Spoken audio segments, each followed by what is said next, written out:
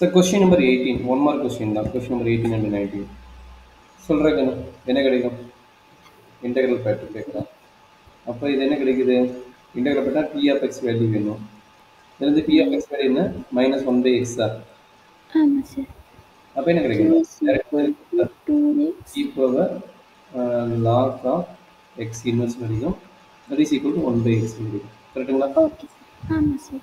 அப்போ answer C. So next என்ன கேட்குறான்? இதுக்கு இன்டெக்ரல் பேட்டர்ன் தான் கேட்குறான்.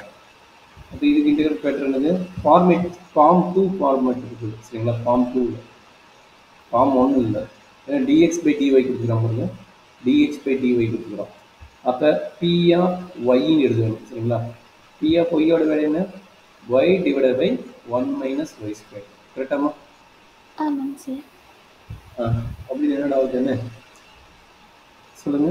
அப்போ e power integral y divided by 1 minus y squared into dy. கரெக்டாமா? ஆமாங்க சார். அப்போ என்ன ஆச்சு சொல்லுங்க. 1 by 2 into log of 1 minus y squared வருமா? இங்கே மைனஸ் ஏன் வருமா? ஆமாம் sir. t equal to t equal to minus 2y வரும். அப்போ மைனஸ் 1 by 2 ஆயிரும். இது லாக் கரெக்டு தான். அப்போ என்னாச்சு? மைனஸ் பண்ணாலும் 1 by 1 minus y squared வரும். கரெக்டுங்களா? அப்போ இன்டெக்ரல் பேட்டர் என்ன? 1 divided by root of 1 minus y squared. 1 minus y. Option D என்ன? ஓகே. ஸோ இதுதான் நம்மளுடைய 1 மார்க் கொஸ்டினோட ஆன்சர். என்ன டவுட் இருக்குதாம்மா? இல்லை சார். சரி.